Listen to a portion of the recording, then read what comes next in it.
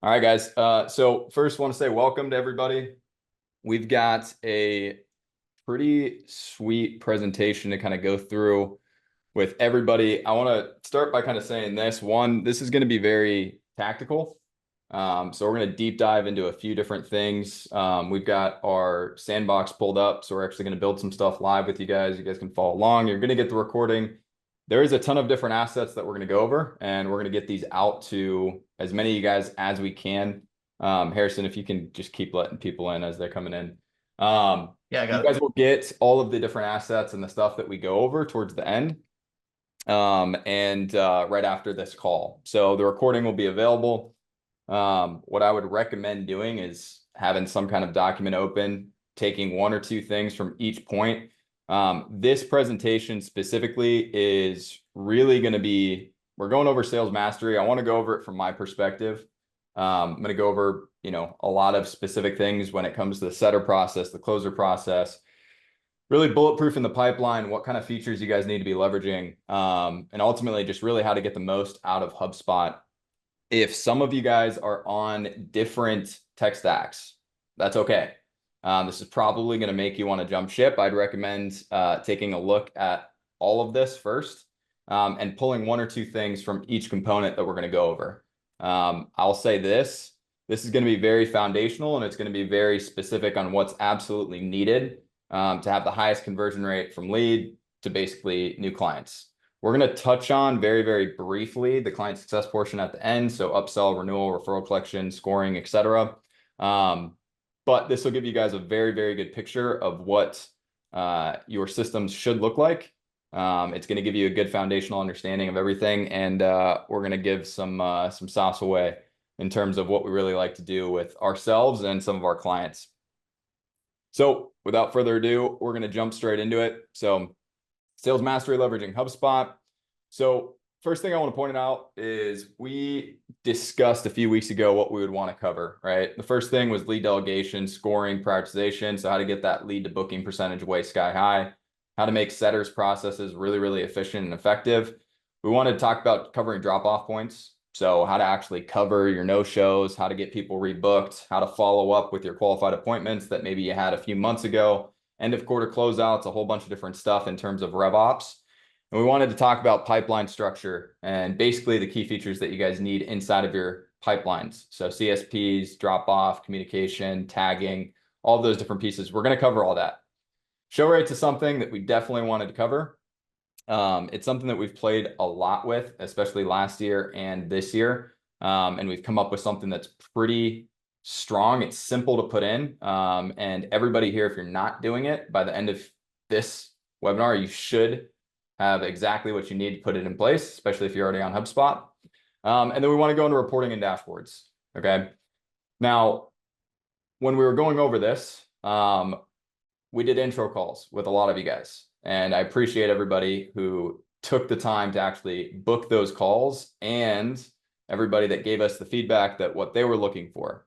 So going over that, this is kind of what you guys wanted to cover. And this is pulled directly from the transcripts. So sales activity, metric tracking, pipeline setup and efficiency, follow-up process for qualified, not closed candidates, onboarding, client journey, upsell systems, dashboards I can trust, rebooking no-shows, setter closer sales process, lead delegation, sales automation, how to get adoption from my team to actually use HubSpot.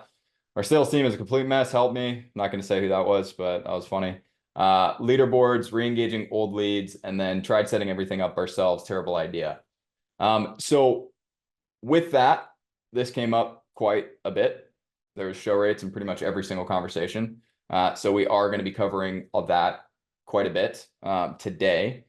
And then the last piece is when we were building this deck, we had two paths. One, which was more front-end focused, which was sales specifically. So connecting marketing into sales, how to get the highest throughput of leads, making sure stuff's not falling through the cracks, buttoning up the pipeline, putting in good reporting, stuff along those lines. And then there was the back half, which was onboarding, client journey, upsell, renewal, basically LTV, right? How do we get the most out of our clients? How do we collect referrals, case studies?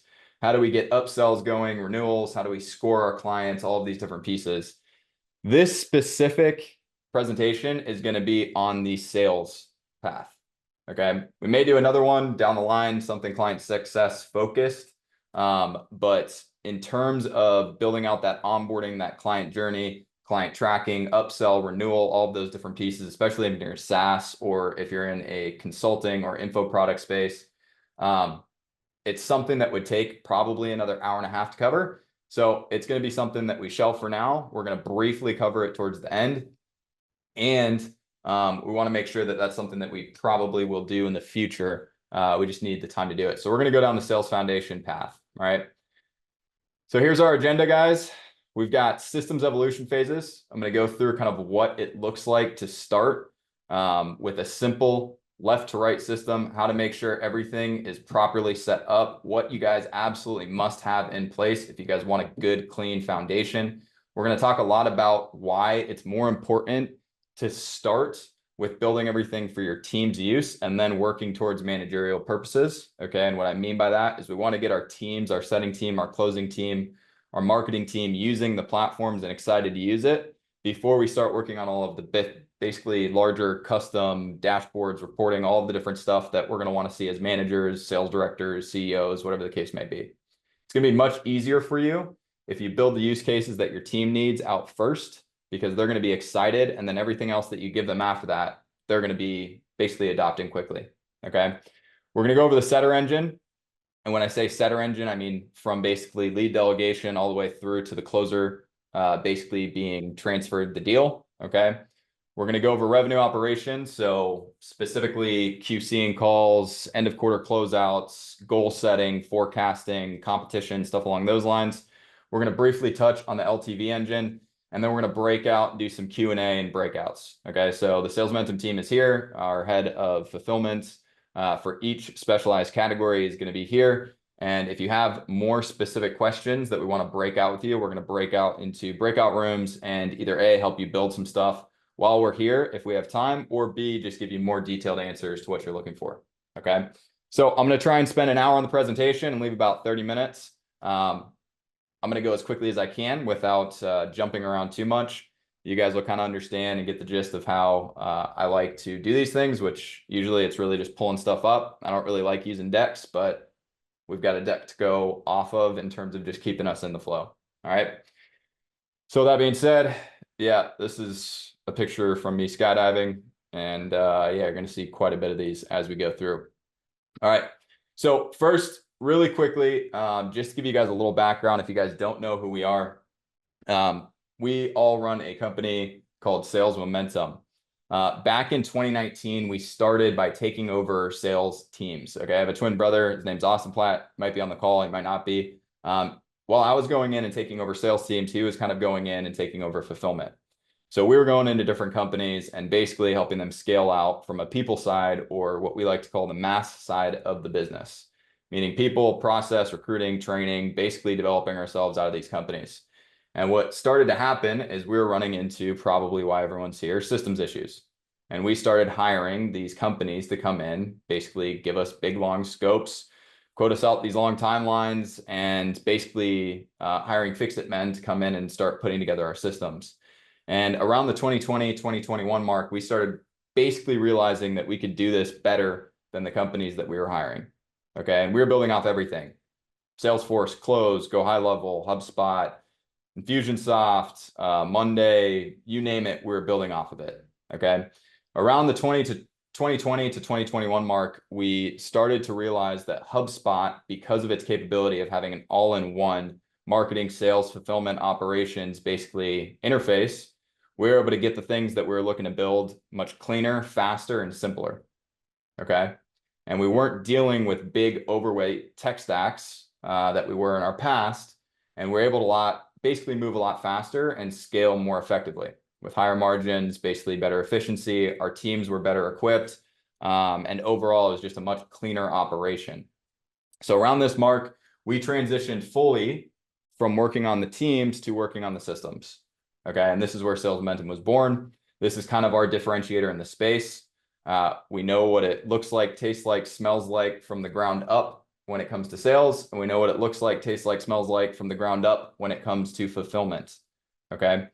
This and what we're going to go over specifically with the setter engine, the closer engine, is going to be some of the components that we've taken from 2021, 2022, 2023, and 2024.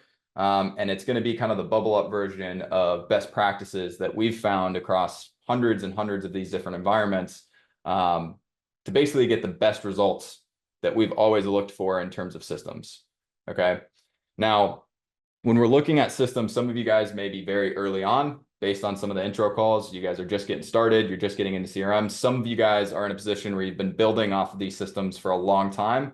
And now you're in what we call a bowl of spaghetti, where all of your systems are tangled. There's a lot of basically spring cleaning that needs to happen. This presentation will give you guys a very clear understanding and visual of what your system should look like and the main components that you're going to need to put together to get a system to scale. Okay. So it's going to be very specific and very detailed on some of these components. Like I said, the back half where the client success portion comes in, maybe we'll do that in the future. All right. Now, let me see. Request and record. Nope. We'll send the recording later. All right. So some of our clients, guys, you guys can take a look. You can go to our website. You can check out some of our case studies, testimonials. We've worked with hundreds of companies at this point. Some of them are here. You guys can check them out. Hopefully some of you guys will be on this logo list very shortly. We'd love to work with you guys. And yeah, this is more just there. So first thing I want to point out, when we say system, okay, most people think of automation, they think of tech, they think of all of the different things that create a system. We've broken it down very, very simply, okay? And if you guys want to build true systems, you need to understand this. And this is going to be something that's going to go over a lot of people's heads. And then maybe down the line, you'll remember this and be like, oh shit, that's right. We're missing components here. Okay. So when we're talking about a system, okay, we're talking about a specific role. So a specific person role, for example, a setter that fits within a process. Okay. So leads being delegated, outbound process, setting calls, right, confirming calls, etc., that are basically housed in a platform, okay? And that's where your tech and everything is going to be coming in, okay? A system is not just the tech stack, okay? And where people get stuck or they get caught is they're constantly adding new tech over and over and over and over again, and they're knee-jerking and basically reacting to the needs of the company. And they're just adding more tech, more tech, more tech, more automation, more automation, more automation before actually getting a clean architecture of what they actually need for the roles that they have in their company, process mapping everything, and then obviously deciding on the platforms that best fit their needs and building their systems off of that. Okay. Now, I've mentioned it a few times. Okay. And, or let me skip down real quick. I'm going to go down to here. I've mentioned it a few times. When we say engine, okay, and I'm going to go on this a little bit more in depth here in a second, an engine is going to be a specific component to a system inside of a department, okay? So if we have our sales department, we've got our setter engine, we've got our closer engine, we've got our show rate engine, we've got our follow-up engine, right? We have our rebook engine. We have all these different engines that have a specific role, a specific process, and a specific platform that houses it, okay? And we're going to be going over the specific engines and all the different components that you need to build within those engines so that you guys can take those components and basically put them in, okay? And not basically skip steps and get confused and have, a bunch of information, but no execution plan, okay? Now, going back to this really quickly, and I'm going to briefly go over this because I don't want to get too far into this. Systems are ever changing, okay? If you're in a company where you have a partnership or you have an operations team and a sales team, for us, we have Harrison. He's somewhere on this call. I can't see him right now. Riley on the call's job is to break the system. Harrison's job on the call is to learn and optimize the system and get it back to a place where it works. Okay. And I want to explain that. If Harrison puts in new systems, new process, right, and we get adoption, everyone rolls it out, our next basically initiative is to push that system to the point where it doesn't work anymore. Okay. And this is ever changing. You guys are always going to be adapting, improving, tuning, tweaking, and you're never going to get to a point where systems are just something that you can look away from and forget about. Okay. You're going to go through evolution cycles within your systems. Okay. Now, if we look down here, this is pretty small. Usually systems start by having a bunch of different sources, okay, coming into a bunch of different technology. There's a ton of different drop-off points or paths that aren't actually covered properly, right? And the throughput is very minimal, meaning there's a lot of leakage, right? We've got people falling through no-shows. We've got people that we should follow up with that we don't. We've got clients that don't get onboarded properly. We have clients that, you know, don't ever get offboarded properly. We have a ton of different leakage that's falling through these basically systems. Well, Evolution Phase 2 is starting to put together the foundation, the format, so that we can get the right basically entry points connected into marketing, marketing and sales, sales into fulfillment, right? And we can get it cleanly set up from left to right, okay? Then you're going to work on obviously your velocity, which is going to be conversion rates, metrics, specific things that are going to be tuning. It could be putting in new copy, new automation, et cetera, et cetera, et cetera, okay? You're always going to be going through this. You're probably going to go through it once or twice, at least a year, where things start to fall apart and you got to rebuild, okay? That's why it is very, very important that you keep a tech stack that is as consolidated as possible, okay? Everything that you're going to see today is built off of this right here, okay? We work with companies that are doing hundreds of millions of dollars a year. Their tech stacks are small and they're very mighty, okay? We also work with companies that do a lot of revenue that have very, very wide tech stacks, meaning sales operates on something, marketing operates on something, fulfillment operates on something, operations operates on something, and then there's a ton of stuff in between that nobody really knows how to use, okay? And this is very problematic because it slows down onboarding, it slows down training, it slows down your ability to actually execute on what you guys are trying to implement, right? So even if somebody has a great idea and they have something that could work, implementing it becomes this massive uphill battle that takes forever to actually get done. When you have a smaller, more consolidated, organized tech stack, right, such as what we're seeing and what we're showing you here, you can move a lot faster. You have more agility, okay? So specifically what we use, guys, Alloware. Alloware is our power dialer. It's our SMS. It's what all of our reps use to make dials, and we're going to go over some of that today. We use Slack, obviously, Zoom, obviously, G Suite. Not a Microsoft team, okay? If you guys are, it's okay. We use Zapier for some of the operations, and then we have HubSpot, marketing, sales, service, and operations hub, okay? There's a YouTube video. If you guys go to my YouTube channel, you can kind of check out how HubSpot breaks down, what the hubs look like, what pricing looks like, etc. What you will need to do, what we're going to go over today, is you're going to need all these hubs at least at a professional level, okay? There's going to be some of these hubs like sales and operations that we're going to recommend, especially if you're over 100K, 200K, 300K a month, that you're on the enterprise level, okay? And I'm going to explain why as we get through some of these engines, okay? So brief recap, we use HubSpot, we connect in with Slack. It's where all of our internal and client communication happens. We've got Zoom, obvious, it's a given. G Suite, Alloware is our dialer. It is probably the best that we've seen in terms of integration with HubSpot. It has the most functionality. It connects directly into our workflows. We get all of our activity reporting, everything. It's a direct sync. It just works extremely well, okay? Then we've got Zapier for some of our operations, marketing hub, sales hub, service hub, operations hub. Some of you guys might like the content hub. If you guys run a podcast, you guys post a lot on social, you have a bunch of different organic stuff, then maybe the content portal is a good reason. In terms of G Suite over Microsoft, it's kind of like an Apple or Android thing. We've always used Apple, aka G Suite. And it just seems that for what we integrate in terms of HubSpot, all the other different tools, it's just much simpler with G Suite compared to Microsoft. Okay, Microsoft has a lot of different, I don't know, parameters and different things. And for us, and for 99% of our clients, Gmail just seems to work way better, okay? Cool, so moving along. All right, so going through this real quick, when we're looking at an engine, guys, and we go through process, platform, playbook, adoption, dashboard, okay? There are many different engines, like I said, per department. The way that we like to break down these engines is we build a playbook name and we use something literally like what you're looking at now. And once we get our engines that we're building out, we go through documentation first, okay? So we go through the documentation, we build out the process map, We figure out the platforms that we need. So all the different software, what we're actually going to decide on.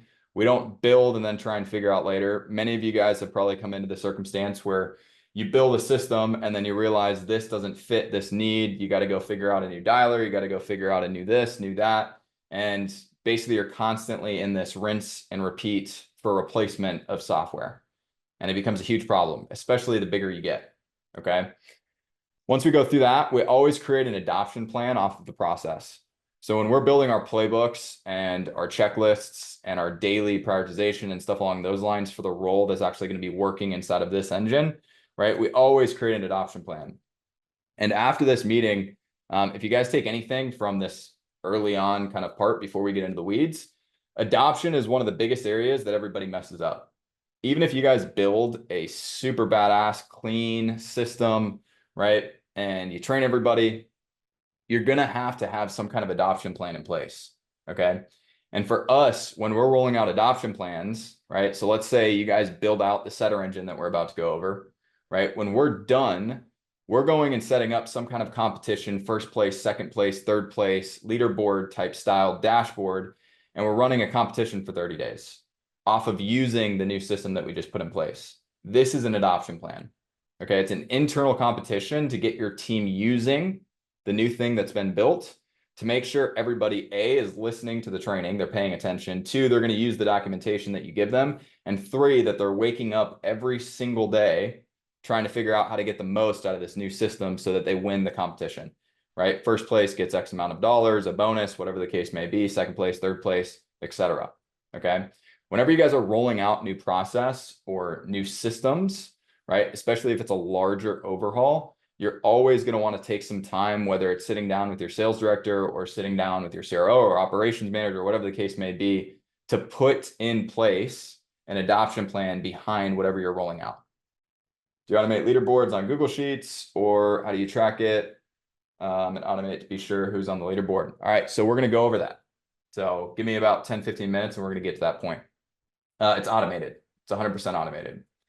Some stuff, depending on the level of your business, it's good to start with manual, basically tracking, right? But you're always going to want to have some kind of automated tracking to basically compare back and forth, right? We really like automated reporting. Some people really like manual reporting. It's a preference thing for us. We just know that we can operate faster, better. We're more prepared for meetings. We can track things easier if we have the automated reporting, and our operations team is always working to make sure that that reporting is as accurate as possible. Okay, we're also going to show you guys a few things to make sure that your dispositions and deals and meetings and all these different things are being closed out properly, so that you're never running into a point where it's end of month, end of quarter, and you're trying to get your system cleaned up. So you get basically clean reporting. Okay.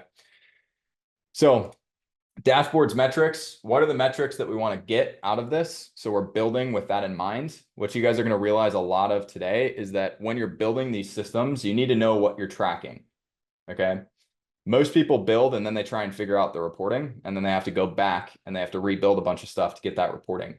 As you're putting together this stuff, a lot of the reporting is going to come from the automation, the tags, the triggers, the different things that you put in place while you're building the architecture of the system. And that's what feeds the reports at the end of the day. Okay. And then we've got requirements. All right. So jumping back over to this. Cool. So the setter engine, if you guys know this guy, maybe some of you guys were on a call with him. This is Mateus. If you haven't talked to him yet, I'm sure you will. He's probably going to hit you up after this webinar, I'm sure. So setter engine, we're going to go over entry points. Okay. So how to feed the system. We're going to talk about tier 1, tier 2, tier 3 entry points, how to set them up, best practices. We're going to go over lead status and lifecycle very, very quickly. I think this is something that most people disregard, especially in HubSpot. Okay. You don't need to use the lifecycle and lead status basically that HubSpot gives you. Actually, I'd recommend you don't. I'm going to briefly cover our definitions, triggers, etc. for lead status and lifecycle so that you guys can potentially go and set this up yourself. We're going to go over lead delegation. There's two different basically means of lead delegation that we're going to talk about. We're going to talk about source-based. So how to actually delegate leads based on the source that they come in from or based on the score right? So if you have a more aged or senior setting team versus juniors, there's going to be a few different ways that you can set this up, okay? We're going to talk about the best way to do this so that you don't have to constantly go rework workflows every time you hire a new setter or whatever the case may be, okay? So there's going to be some stuff that is actually really big, but it's going to seem very minor when I'm going over it, okay? We're going to talk about lead prioritization and scoring. Some of you guys are familiar with our P1, P2, P3 systems. We're going to go a little bit more in depth on how that stuff works and how you guys can leverage it. We're going to go into sequences and automation, okay? What's required for this stuff to really work well. We're going to go through the front half of the pipeline real quick. We've transitioned from lots of micro workflows to what we call the big brain workflow. Okay, it's a monster workflow that runs and operates our entire basically setter engine or our front half of the sales process. Okay, we're going to go over reports, dashboards, and then we're going to go over a quick case study to get your guys' brains thinking on how you guys can leverage this stuff. Okay, so let me see real quick. Let me just check the chat. Harrison, Riley, you guys monitoring that? Sweet. All right, cool. All right, sounds good. So entry points. All right, so when we're thinking of entry points at a high level, right? Not in depth, not specific source like Instagram versus LinkedIn versus whatever. We're talking higher level, right? When we're setting up a system, we want to first start by bucketing big entry points. Okay, so the way I like to think about this is tier 1, tier 2, and tier 3. Okay, tier 1 is going to be your cold. So if anybody is here running cold email, or they're running LinkedIn outbound, or they're buying leads, doing cold calling, right? Anything along those lines, your tier 1 source is going to be anything that's cold leads. Okay, they either have little to no information at all on you, or quite literally they know nothing at all. Right? These are very, very early on leads. And, you know, typically, I don't know if we have many people in insurance or real estate or whatever the case may be. This would be example, cold email, cold LinkedIn outbound, buying leads, Zoom info, Apollo, Seamless, etc. Okay. Tier 2 is going to be warm, which we're going to be speaking to specifically today. Okay. This is going to be anything that comes in off of an asset. Okay, it could be a lead magnet, it could be organic, social, it could be a podcast, it could be a funnel, a VSL, right? These are going to be leads that come in off of an asset, meaning they're coming to you specifically because they're interested in something that you have to offer, right? And now we need to qualify, we need to move them through the pipeline, etc. Last but not least, we have tier 3, which is our hot source. Okay, this is going to be referrals from clients. This is going to be channel partnerships, referrals. This will be your affiliates. Right? This is going to be anybody that essentially, if, you know, I'm a affiliate partner to Riley here, I say, hey, I talked to this guy, he needs what you guys have, right? He's very interested to speak with you, right? He's not going to go in the front half of our lead delegation or our opt-in Cadence or any of our setup process. He's going to go straight into the closing process, right?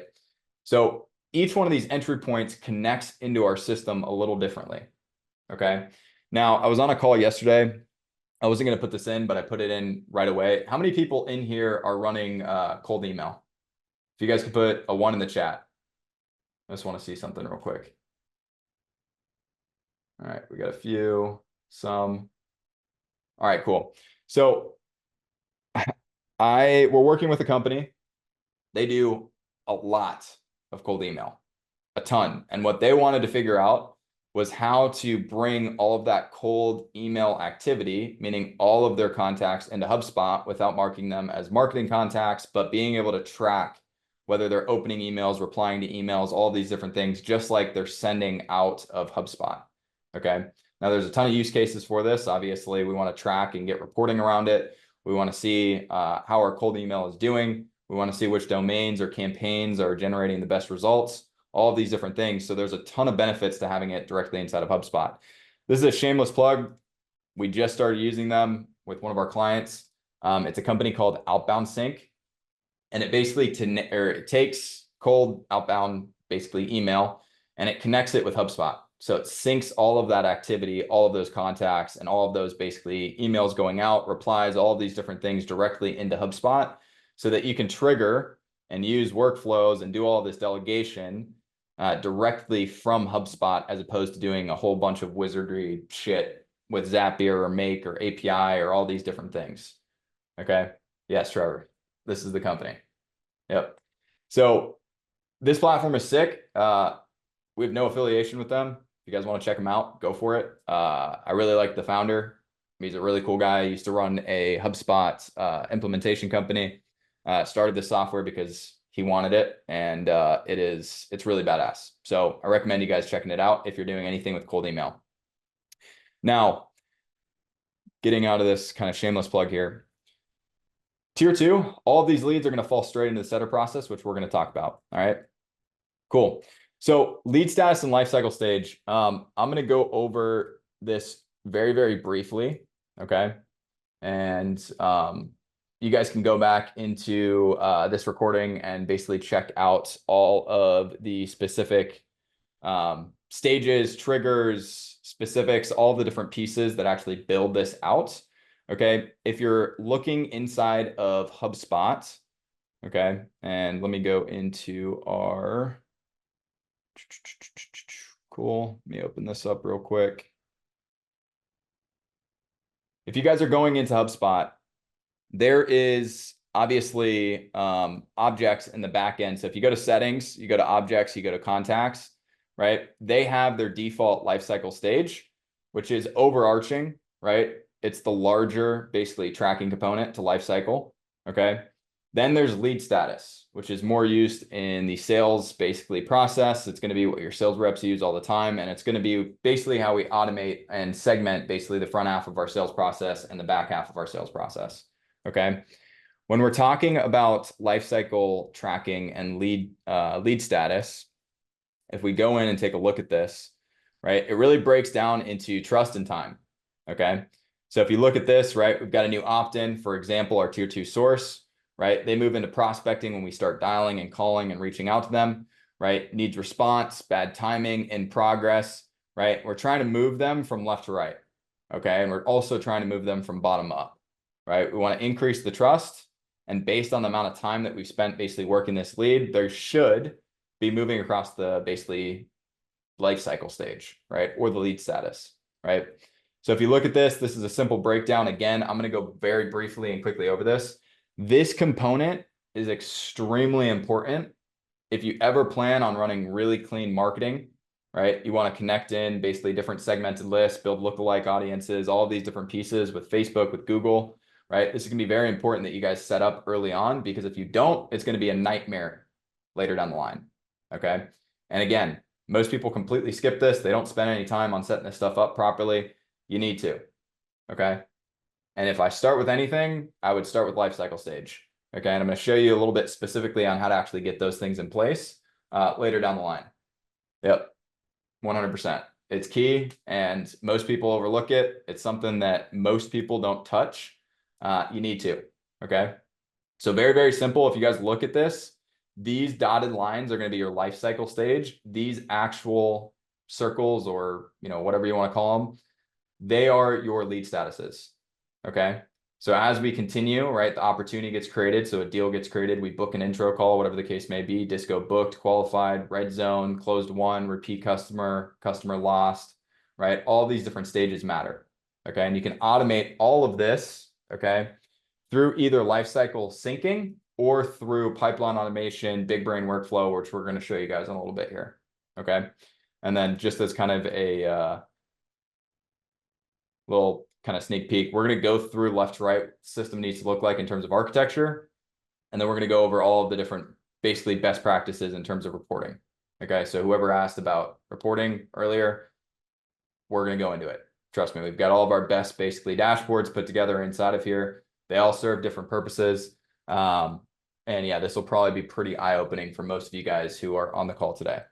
Okay. All right. Going down into lead status. Again, I'm just going to briefly go over this. If you guys want to take a picture, you can. Again, this recording is going to go out, so you guys are going to be able to go and look at this. It's broken down basically as the status, the trigger. Okay. Status, trigger, status, trigger. It basically explains how to architecture this so it's set up properly inside your system. All right. Now, going into lead delegation and scoring. Okay. This is where we're going to get more into the weeds and get a little bit tactical. Okay. First thing is I'm going to ask a question here, and if you guys could respond in the chat, that'd be very helpful. When you guys set up workflows and you guys are dealing with lead delegation, or you guys are bringing on a new sales rep or whatever the case may be, in a lot of circumstances, it gets very annoying having to constantly update who you're delegating leads to, constantly adding people on and off of workflows, adjusting triggers when you guys put in new sources. We want to set it up so that, one, as soon as you guys add a new source or you add a new rep, all of your workflows are still working. Okay. So the way that we set this up is very important for everybody to understand, because it's the easiest and simplest way to do it for long-term scale. Okay. And it's something that will allow you guys a lot of time saving, and it's going to make it a lot more efficient and effective for you guys as you guys build bigger teams.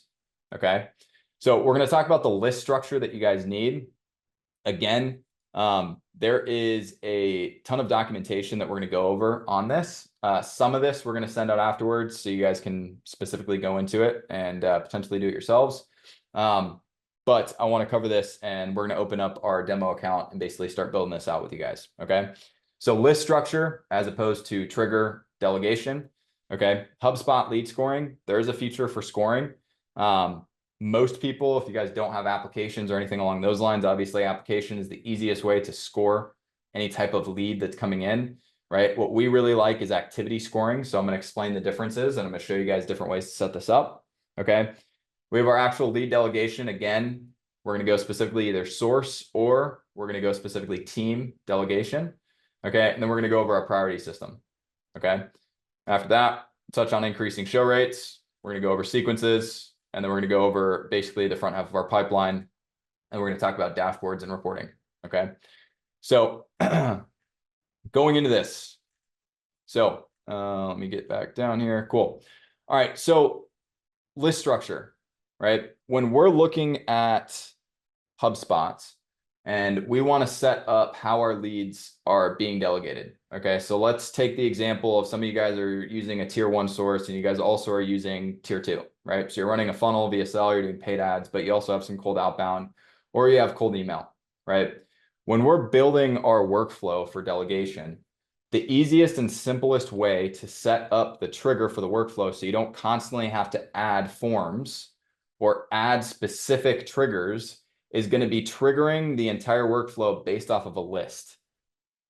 Okay. And if you guys are following, please put a 1 in the chat. If you're not following, put a 2, because I want to make sure that you guys understand this. Okay. When you're building a workflow, okay, so some of you guys are 1s, some of you guys are 2s. So for anybody that's a 2, when you're building a workflow, okay, so I'm going to go over to one of our workflows real quick, and I'll pull this up. Let me see here. We're going to go into, cool. So when we're building a workflow, right, and we're talking about triggers, right? A lot of the times how people build triggers, especially for delegation or any of their workflows, is they come in and they're constantly adding forms, or they're constantly adding different triggers, or they're constantly adding new things. And eventually they have this trigger for their workflow that's 10, 20, 30 things long. Some things are working, some things aren't. They're not really sure. Leads are falling in that shouldn't be in there, right? It's a nightmare. Okay. It's terrible to manage. It's really annoying to set up. And if you guys are startups like we are, right, managing all the different sources that you're testing and trying and making sure that your leads are getting to your sales team properly is not very fun. Okay. So one of the best things that you can do is set up a leads to be set list. Okay. And there's 3 different lists that we're going to actually build right now. Okay. One is going to be our leads to be set list. Okay. One is going to be leads with no progress. Okay. Our remarketing list. Okay. And then one is going to be unqualified. Okay. Bad data, unqualified, not good timing, all these different pieces. Now, what we're doing with this list is we're setting up all the parameters in this list that we want to basically filter the leads that we want being delegated to the sales team in. Okay. So for example, right, if I wanted to add a new source in here, instead of going to that workflow and adding a bunch of forms or a bunch of different random triggers, whatever the case may be, the easiest way to get all of them coming in, especially if you guys are really early on, is just create dates known, right? Date of last booked meeting is unknown. I just used that to explain to our CEO in the room what happens when he says, let's change. Yeah, 100%, 100%. Absolutely. So simple way, right? This is a demo account, guys. So there's not going to be a ton of data flowing in here. I can show you some real examples, but maybe we'll do that towards the end, right? Create date is known, meaning all leads that are created, right, are going to flow in or come into this filter, right? Date of last booking and meetings tool is unknown, meaning there's been no call booked ever with this lead, right? Phone number is known, so we know we have their number. So our sales reps aren't just sitting there trying to email these people, right? Lifecycle stage is none of evangelist, customer, D class, right? Which go back and look at the definitions later, right? Lead status is none of blank, right? And the list is none of leads with no progress. Okay. Now, if I wanted to add, for example, a new entry point to this, okay? So I want to add, for example, a tier 1 source, right? We're running cold email now, right? And I want all of the leads that respond to a specific campaign, or I want anybody that opens, let's say, 3 emails or more to automatically be delegated to the sales team. So for example, with tier 1 sources, typically how we do it is there's some kind of cold campaign, right? The lines in the sand are a response, right? A positive response, or, right, it's X amount of engagement, meaning they open X amount of emails, they click a specific link, right? If you guys are using Vitalytics, they meet a certain time gate, right? So they're watching a specific video for 25% of the time or more, 50% of the time or more. For example, everybody that watched any of the video directly from this webinar on our landing page, right? We're tracking how much of that video you're watching, and it shows and it scores you guys in our HubSpot. Okay. So when we're setting up this list, our leads to be set list, right? We can go in here and start filtering in whatever leads we want to enter this list. And this is our trigger to delegate. Okay. So very simple, reason or whatever you guys could do is you could come in here and, for example, let's say I want marketing emails and I want, let me see, activity, and I want, let's just use, for example, number. Orlando, give me 1 second and then you can go for it. Actually, go ahead and unmute. You're good. What's up?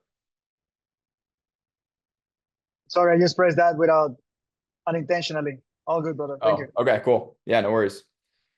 So if I want to track activity or I want to track number of emails open or anything along those lines as a way to filter these leads in, I can, right? And from an operations perspective, I'm not having to go change a bunch of freaking workflows. Okay. Ever. If I want to enter a new source into this workflow, all I'm doing is filtering into this list. Okay. Now, if I go back and I want to explain leads with no progress. Okay.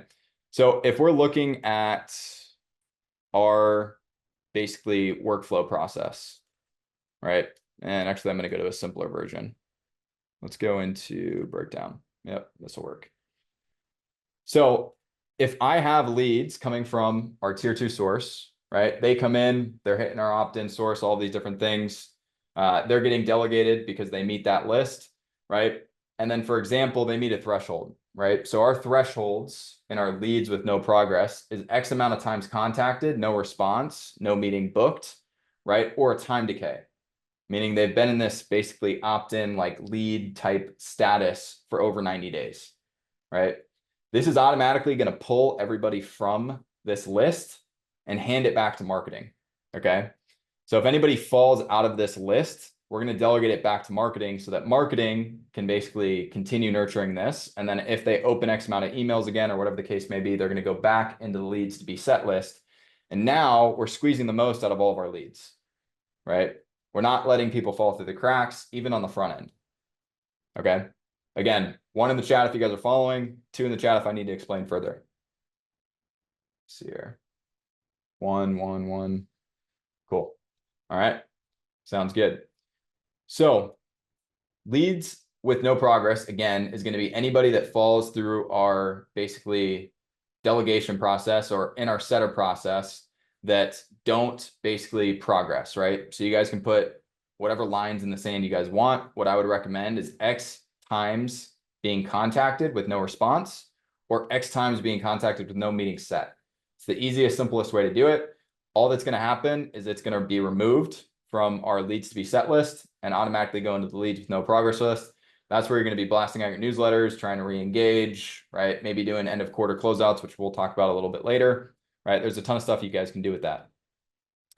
The next list that we're going to create is going to be our unqualified possible downsell. Some of you guys may have downsell. Some of you guys might have lower ticket items, whatever the case may be. This is going to be for anybody that basically gets marked as unqualified, and we're going to drop out. Everybody's going to get pushed to this list so that our setters are not basically spending a ton of time basically trying to set these people. Okay. Very, very simple, very, very easy. This is what you're going to use to delegate. This is what you're going to use to basically connect all of your entry points. Okay. Now, going back to HubSpot lead scoring. So when we're looking at HubSpot, okay, there's a few very easy ways to do this. Okay. Inside of HubSpot, I don't think many people know that this is even a feature, but if you go into your settings, okay, and you go into objects and you go to contacts, when you're creating a property, so let me just use this as an example. Let's do activity, lead, setter, engine, scoring. Here you go. Next, there is a specific type that you guys can do that's under values that is score. Okay. And you can build this score off of whatever activity or parameters that you want. So for example, if I wanted to go in here and, for example, say marketing emails, or so let me go back and do contact, and let's do emails, and let's do, so I'm just going to do open. So I will do marketing emails opened is equal to or greater than, let's say 5, right? I can set this and I can equate some kind of score to it. Okay. So I can set a +1, a +3, a +4, a +5, whatever the case may be. Detractor scores, for example, is you could put time, right? So they have been in your system for 60, 90 days and have not opened X amount of emails, right? Or have not booked any kind of meeting, or have not had any kind of response, right? It's very, very simple and easy to do. If you guys aren't working off an application, okay, the easiest way to do this is to set up just the positive scores and just make it off of thresholds from your opt-in nurture cadences. So link clicks, okay, email opens, you guys can do page views. So you guys could add a criteria. If you guys have your HubSpot tracking score, right, you guys could go in and basically do, for example, contact, let's do page views, right? So number of page views, which is going to be how many times they've seen any kind of page on your funnels, website, landing pages, anything along those lines. Okay. So you could do is greater than or equal to, let's say 10, right? Apply filter, add score, 5, right? And this is going to come into our P1, P2, P3, basically lead prioritization system here in a second. Okay. So very simple, easy feature that you guys can leverage. There's a lot of different ways you guys can do this. You guys can do this with your clients. You guys can do this during your client journey. You guys can set up different milestones. People get super, super creative with this scoring because it is native. So you guys are tracking everything. And again, because we're all in one, meaning our marketing, our sales, and our fulfillment is happening out of one system, we're tracking activity and engagement all the way across the entire life cycle. So you can build all of these different scoring parameters and all of this different basically leverage points to basically start to see where and what basically is happening across the life cycle. Okay. Now, going into lead delegation and prioritization system. So let's see, add some of these people in here real quick so we can go through this.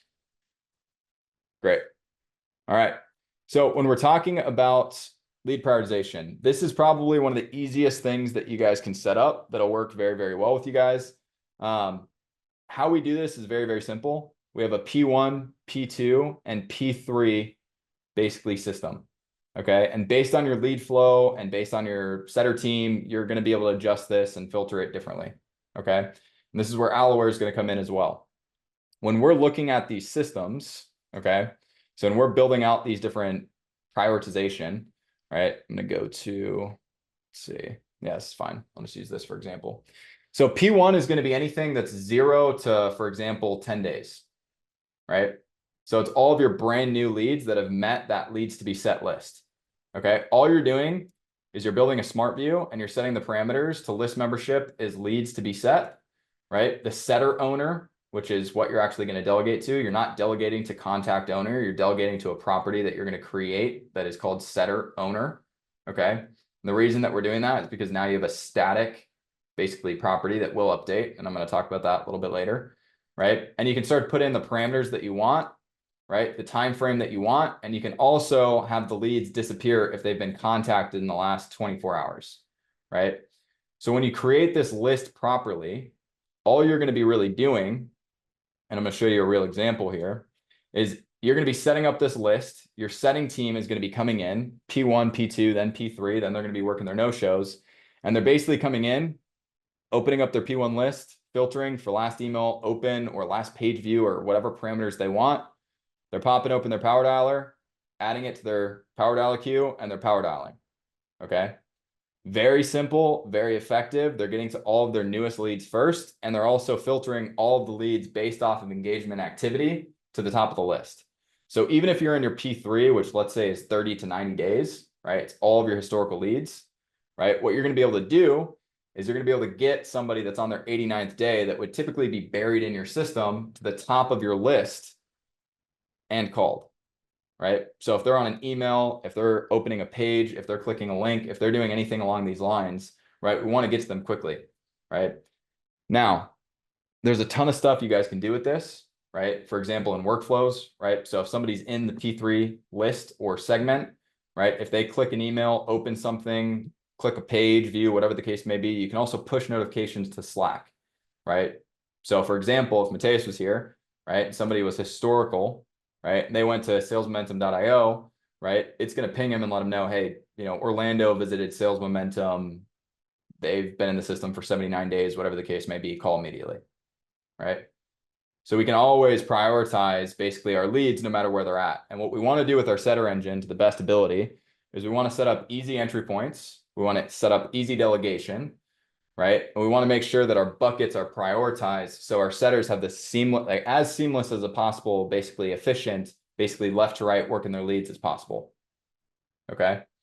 So P1, very, very quickly, 0 to 5 days, 0 to 10 days, you guys can filter out. What I would recommend adding as a filter is go ahead and do and just do is contact in the last 24 hours. That means anytime that they call, they're going to disappear from this list so that your reps can clear these lists every single day.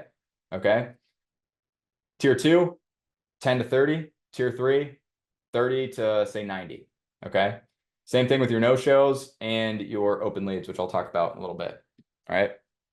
Now, going beyond that, with a prioritization piece, I'm going to go into increasing show rates. Okay. The simplified way. All right. Now, increasing show rates, right? What a lot of people try and do is they try and just push more automation, right? They try and tweak their pre-call automation. They try and push people, blow them up, text, emails, all of these different things. Now that can work, right? But if I asked you guys what has the highest show rate out of almost any industries, and actually I'm gonna ask this, and if you guys could reply in the chat, I'm curious to hear what you guys' thoughts are. Who thinks that they know industry-wise or business-wise who has the highest show rates out of any industry? And if you can, just drop it in the chat. I'm curious to hear your guys' thoughts. I'm gonna explain why in a second.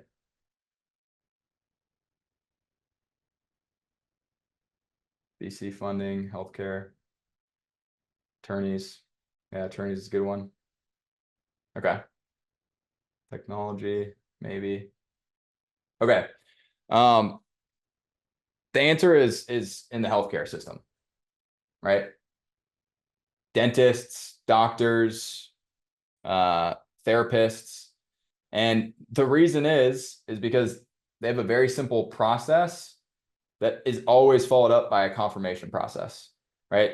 If you guys for example, went to your dentist office and you did a cleaning or whatever the case may be, and you booked an appointment for 6 months out, and you're coming up to that date, you get a quick text, you get a call, right? Hey, just want to confirm that you're going to be here on this time, this date, whatever the case may be. They have extremely high show rates. Doesn't matter how long it's booked out. So we can all take something from that. Okay. Now, when we're looking at increasing show rates, okay, and this is something that we've tested a lot of different ways. We've done a ton of different stuff with pre-call. We've gotten very sophisticated by tracking who watches pre-call. We used to go off of this aggressive versus moderate type of approach where people would come in if they weren't opening emails, weren't visiting the website, weren't watching our pre-call videos, right? The pre-call automation would be very, very aggressive, and you could get a slight increase there, right?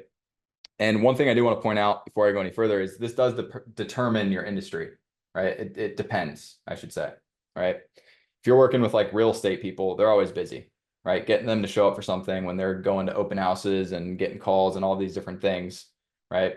It can be difficult, right? However, a very, very easy and simple way to do this is all you're going to do, and let me make sure I've got the right setup here, is... Boom, boom, boom, boom, boom. We're going to go into, cool.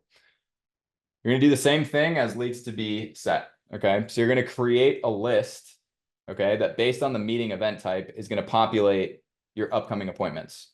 Okay. And based on them entering this list, you're obviously going to set up your SMS and your email and your text confirmation, all these different pieces, right? Very, very simply put, you're going to create an active list out of HubSpot, okay? This list is going to be anything of a scheduled meeting with a specific event type. So if you're not familiar with event types, it's going to be your discovery event type, it's going to be your closing event type, whatever the case may be, right? And it's going to be based on the meeting end time or the meeting start time is in X amount of time, right? All of those appointments are going to populate this list, and they're going to get pushed to a smart view, okay? That smart view, okay, just like you guys saw with the P1, the P2, the P3, is going to populate with all of your upcoming appointments so that you guys can go in and confirm them, okay? So your setters, for example, what the workflow would be is they go in every single morning and they try and set all of the different, basically, upcoming appointments to confirmed, right? So there's 3 steps here. One, you're going to create the list, and you're going to segment out specifically your discovery and your strategy calls upcoming with a meeting start time of within 3 days. The second step is you're going to set up your smart view to filter in that list, okay? And filter out anybody that has the confirmation property set as confirmed. The third step is you're going to create a property, okay? You're going to create a property inside of HubSpot that has 3 things. Not confirmed, pending confirmation, confirmed, okay?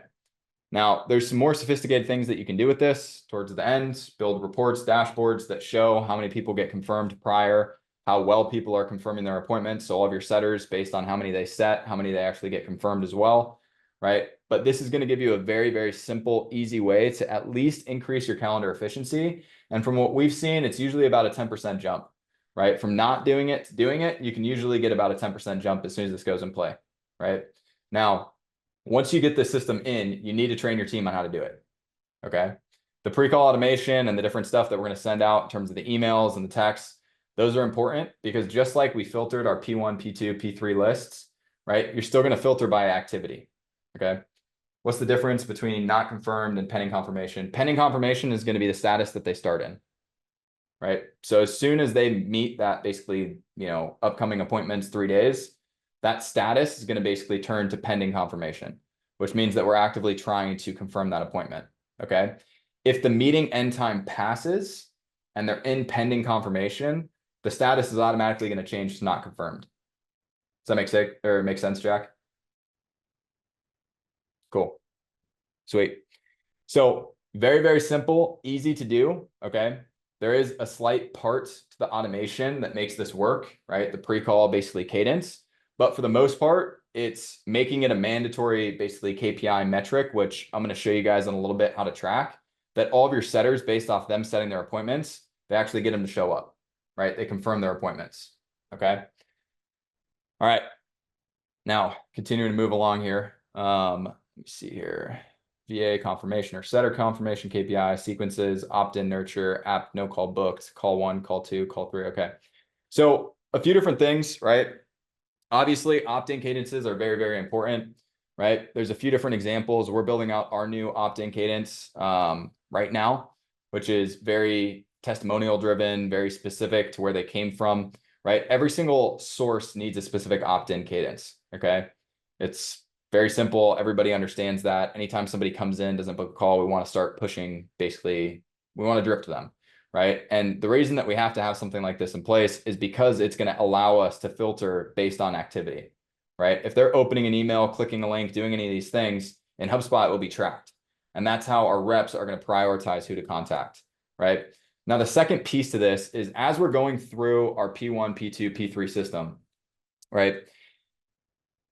There's a few automations that have been very, very successful for us. And the first one is call number one, no answer. So you're going to set up a workflow and a trigger that's basically if called once. So on the first outbound call, if there's no answer, automate text from rep.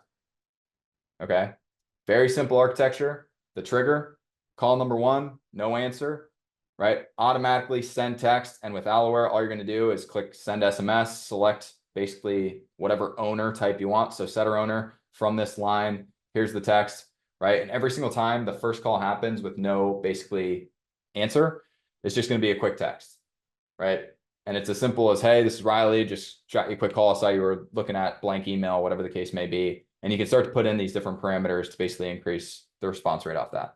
Now, the second one is 5 calls, no answer. And then the last one is 10 calls, no answer. Okay. So 10 calls, no answer, no response. 5 calls, no answer, no response, right? These are just different things to help basically trigger inbound conversations happening for your setting team. Okay. Very, very, very simple to set up. Easy, helps your setting team a lot.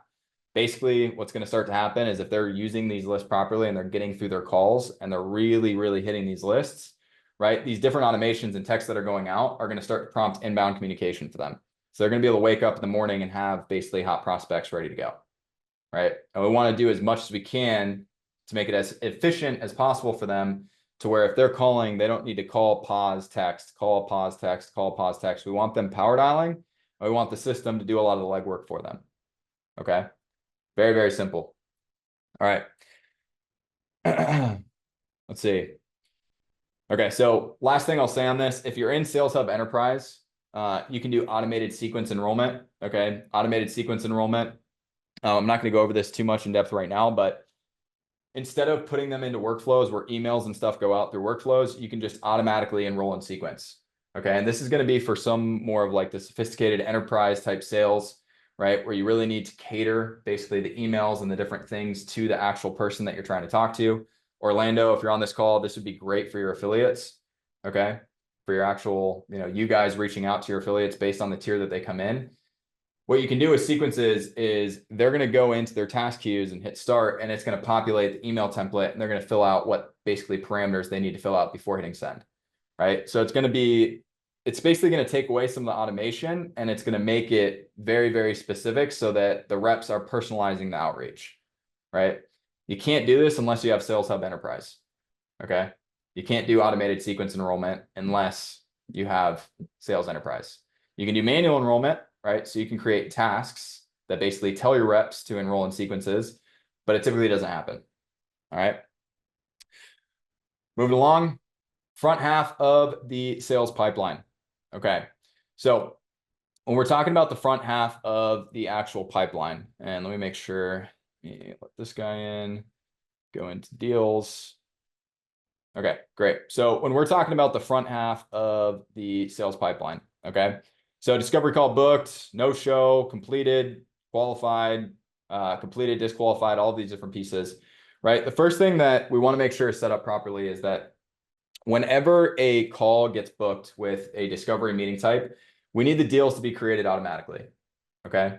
And we always want the setter owner, so whoever the setter owner is on the contact, to basically populate onto the deal card, right? So the setter owner is tracked, and this is going to help with reporting towards the end of this. If you guys have some questions, we can send out a couple videos on how to actually architecture this.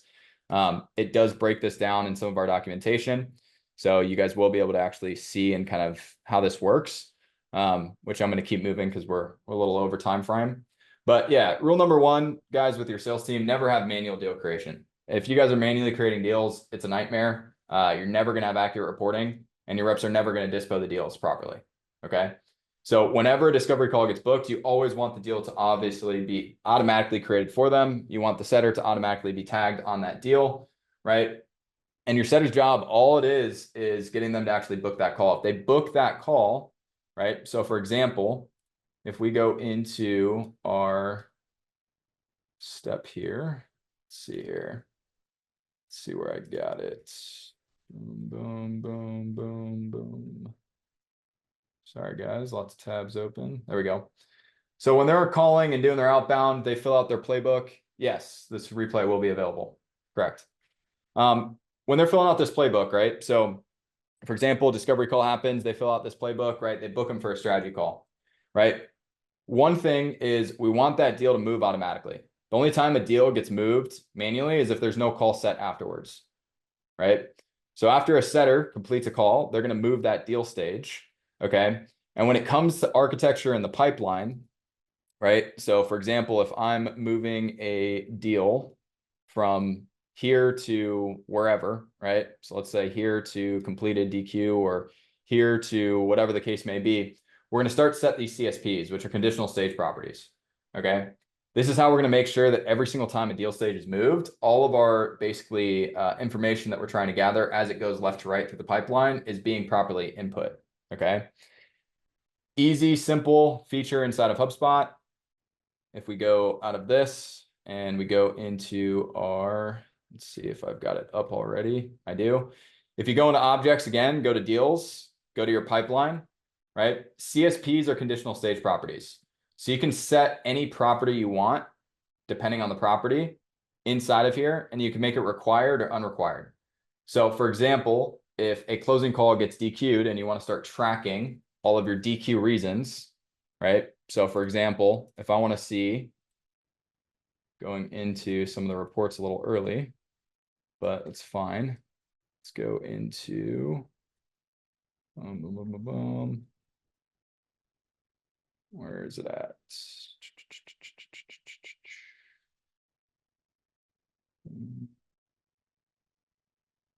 Let me see here. What's set? Nope. Let me see. What's in here? All right. Maybe not going to work for me, guys. Let's see.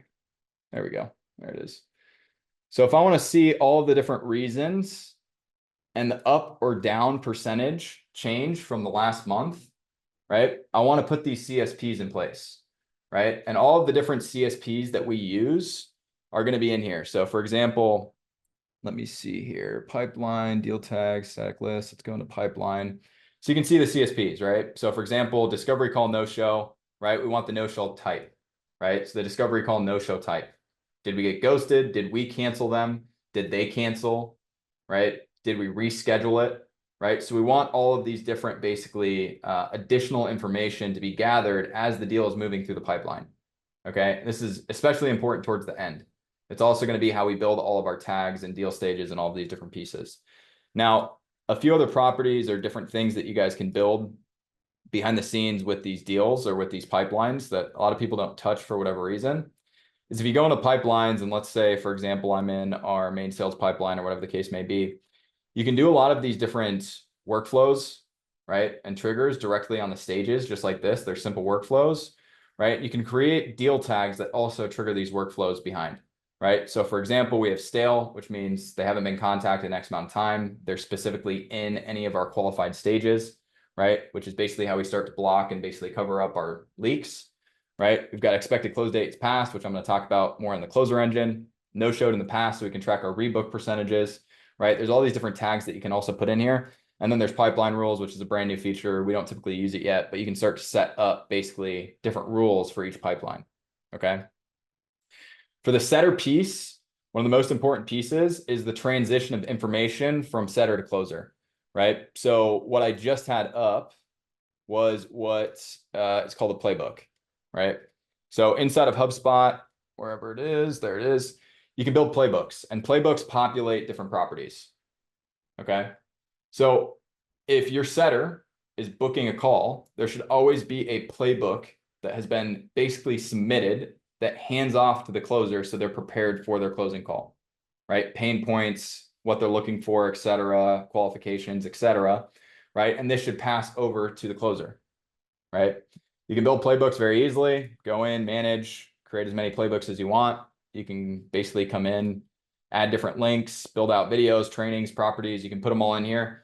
Very easy to use. You can have them populate based on different triggers. So whether it's a discovery call type, a strategy call type, an onboarding call type, a support call, whatever the case might be, you can basically set these up. Okay. Moving along here. All right, dashboards. So this is going to be probably something more visually that you guys can take a look at. So there's a few different dashboards that we always like to see specifically for our setting teams, right? And I'm going to go through those right now. Okay. So when we're looking at our setter performance, right? So if I find, I think it's below here. Yeah. So there's a few very, very important metrics that we like to track, right? The first one is, if you guys remember the P1, P2, P3 systems, right? We like to look at our lead management from our setters broken down by them, right? Based on the time frames that their leads are in, right? So if I'm looking at this, these are all the setters. This is how many contacts they have in their first 10 days. This is the number of calls they've made towards those contacts.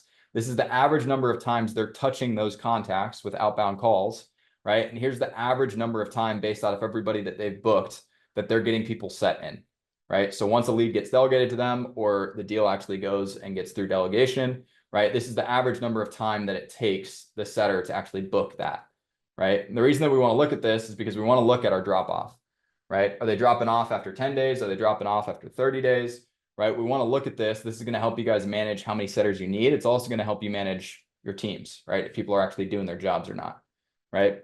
The next piece that's very, very, very important for our setters, if we go into the actual process here, is we want to track, obviously, versus outbound and inbound, right? So inbound meaning discovery call gets booked directly from a funnel, email marketing, whatever the case may be. Outbound is obviously from them doing an outbound call, right? We want to track their show rates and their conversion rates. So out of all of their sets, how many people show up for each person's call, right? So out of how many setters, right? All of the calls they booked, what are the outcomes of those calls? So we can track their close rates, their show rates, right? Very, very simply put.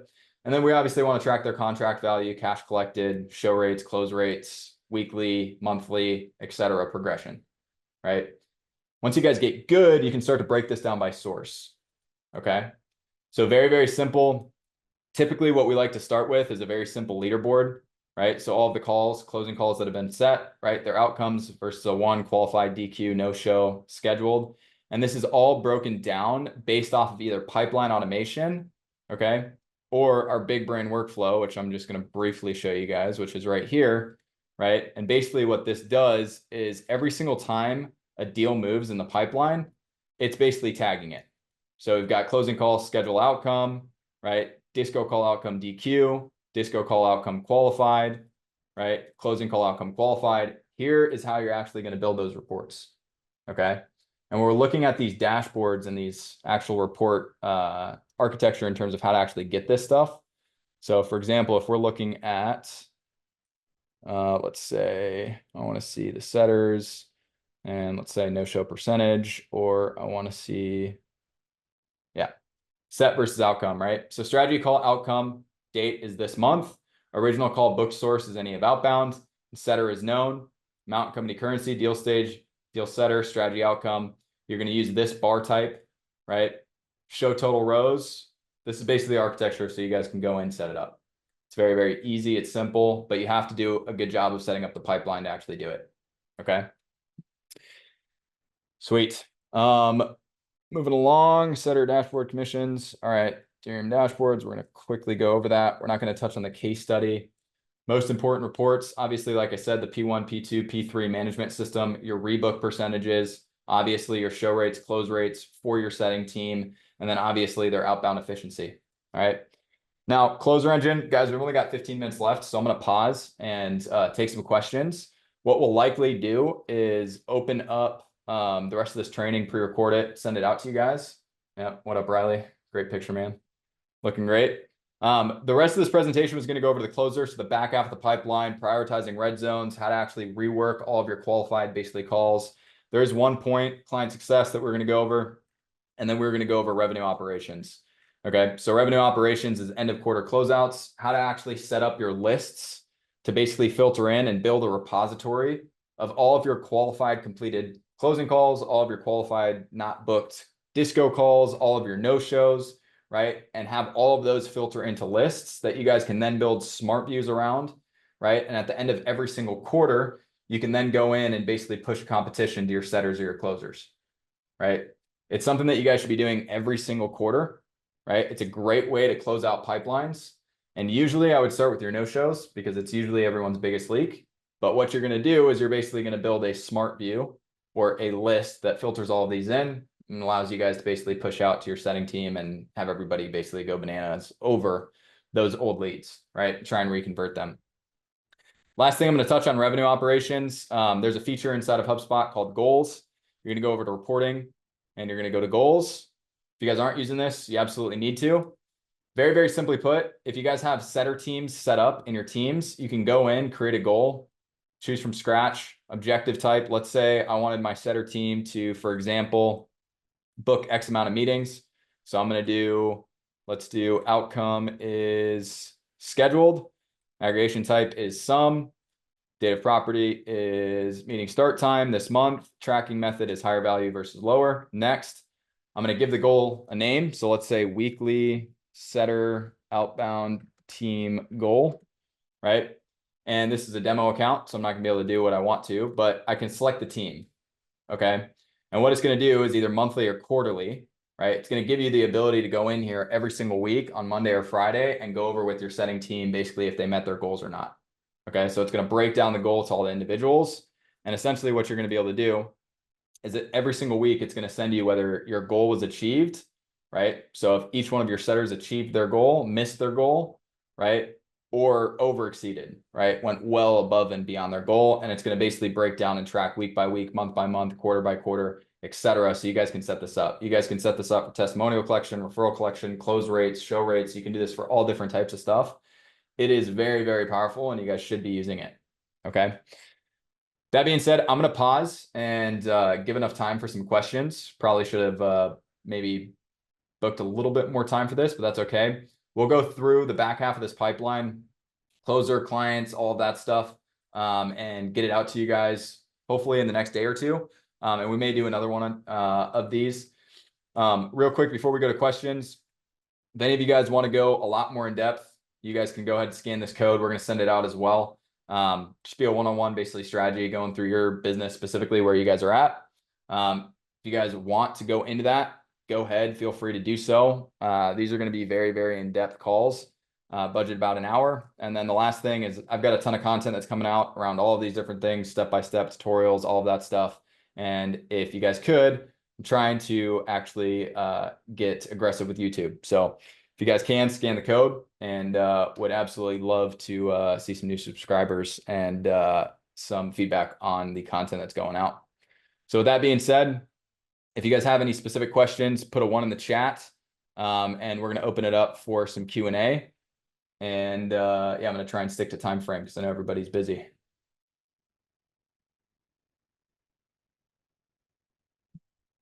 Absolutely, guys. Thanks, James. Ryan, good to see you. Appreciate it. Appreciate it. Let's see here. Harrison, Riley, were there any questions on the back half that I missed? No, it looks like Ryan has a question as far as like if you're in a scratch, brand new HubSpot system, what would be the first step in terms of starting? Yeah, so the first step is going to be going through and getting it kind of mapped out. So that leads to be set entry points, basically pipeline, basically structure is going to be where you're going to want to start. In the beginning, organization is always better than automation. You don't want to build a ton of automated crap and then get to the point where you need to rebuild everything because nothing's organized and everything's all over the place. So when you're, thinking about brand new, starting from scratch, best thing you can do always is 1, start with a clean sales process, build out that entry point, basically lead list. So you can obviously bring people in very easily. And yeah, really just build out that front end first, build the setter engine, then build your closer engine. right? Work on the client success piece after you get that in place. You want to build basically the middle of the road so you can connect marketing or your entry points in, and you can connect your basically your service client success portion on the backside. Let me see. What's the chance I'll get you on a call? If you book, I can take it, James. It's not a problem. Awesome, man. Yeah, looking forward to chatting with you. Appreciate you, Ryan.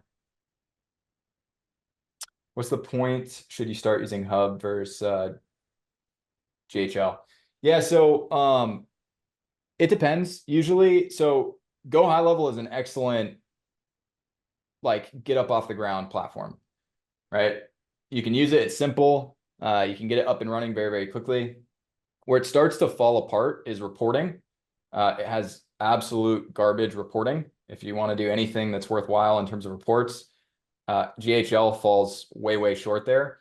And then when it comes to actually building out really like the client success portion, the marketing portion, and everything, as well as the operations component, there's a ton of stuff that I did not cover in here. So I'd say once you get over about 100,000 a month, 150K a month, you should be looking to build off of a platform like HubSpot, because you can scale for millions and millions and millions and millions of dollars, and you can have a much, much larger team to operate cleanly off of HubSpot. Whereas GHL, you're going to start to run into tons of issues. So most of the time when we're migrating people off of GHL, it's either very fortunate that the founder or the operations team is like, we have to get off of here and it's early. So it's around that 100 to 200K a month mark, or it's much later down the line, right? So they have a massive tech stack. They're using Google Studio, GHL, they've got Freshdesk, they got Monday, they got ClickUp, they got this, they got that. They have all these different things that they've basically just needed to bolt on over a long period of time, and now nothing's working, right? Those companies usually run $1 million a month, 600,000 a month, whatever the case may be. But those companies are in very bad positions by the time that they're trying to migrate and consolidate, right? So if your plan is to scale and you want to consolidate everything down, the recommendation is to do it earlier rather than later, right? And when it comes to HubSpot too, one thing for everybody that's on this call or anybody that's watching it, when you go to HubSpot and you look at their pricing, it's expensive. If you go and do it the right way, you can usually get around a 50, 60% discount on the entire platform. And if you go through a partner, like for example, if we negotiated the deal or the contract for you, usually getting rid of all of the additional tech that you would need to build your company around, you're either cheaper or right around the same price that you would be in terms of operating off of one platform like HubSpot compared to a much larger tech stack that has tons of different bolt-ons, right? So when you're going into HubSpot, just know you can negotiate. And if you have a partner that's basically kind of punch them in the gut behind the scenes to get them the pricing that they usually get, you can get very, very, very highly discounted basically rates with HubSpot. Okay. So if anybody's looking to jump, yeah, make sure you talk to us, talk to Riley. We can definitely help negotiate contracts. I think last year we saved our clients probably right around like I would say, I don't know, Riley, you might know, but probably over $2 million in terms of HubSpot fees just in discounts that we're able to get. For Circle. Yeah, absolutely. Yeah, there's also a HubSpot pricing video on my YouTube. So if you guys want to check that out, you can. Here now, Alex had a question. Does it make sense to use outside lead generation platforms like LinkedIn or email, or is it possible better to automate all this with inside HubSpot? So let me see. Alex, what platforms are you thinking? Because you can absolutely do it. Like Ample Market, for example, they have like a pretty good LinkedIn / cold email automation sequence. And they track all kinds of LinkedIn activities and respond based on that. Does it make sense to do it through that platform, bring it all back into HubSpot, or? Hell yeah. Yeah, if it's working for you, 100%. You just need to properly build out, like that leads to be set list. You need to make sure that your filters are coming in properly. And then you need to use something like Outbound Sync to basically connect all of your cold email and all of that activity into HubSpot so it can be tracked, right? There's two ways to do it. You can do the like actual engineering side where you connect all of the activity into HubSpot, or you can just make a line in the sand and run all of that activity outside of HubSpot. And then anytime somebody responds or they open X amount of emails or whatever the case may be, you can trigger that to basically enter HubSpot and then hit that leads to be set list and hit the delegation, right? That's probably the easiest way to start with. But if it's working, absolutely.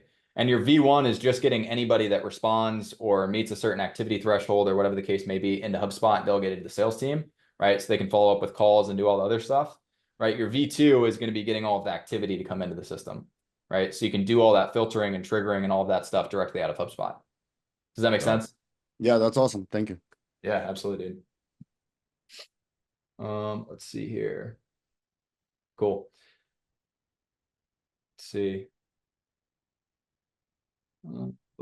Boom. Any other questions, guys? Got a few minutes left.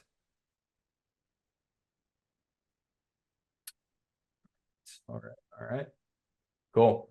Well, really appreciate everybody. Thanks for joining, guys. We're gonna wrap this up. Let's see. Got a few things. If you guys could, we're gonna send a survey after this call. We obviously want to get better at presenting, breaking this down. Some of this stuff is very complicated. So would love to get your guys' feedback, and anybody that fills out that survey, it's greatly appreciated. If you guys could just drop in what you learned, what takeaways you had, stuff that you want to go deeper into, etc. It would be very appreciative. And if you guys have any questions, feel free to reach out. If you guys have questions, you're not sure, not ready, whatever, that strategy call, don't worry, we're not going to hard close you guys, hard pitch you, do anything along those lines. It will be very strategy focused. So we are looking forward to meeting you guys, going deeper. We love this shit. It's what we live, breathe, and eat all the time, every day. So if you guys have any questions, have any problems that you're trying to solve, definitely book that call. Cool. All right. Send recording. Boom. Awesome. Absolutely. All right, everybody. Appreciate it. Enjoy the rest of your week. Talk soon. Thanks, everybody.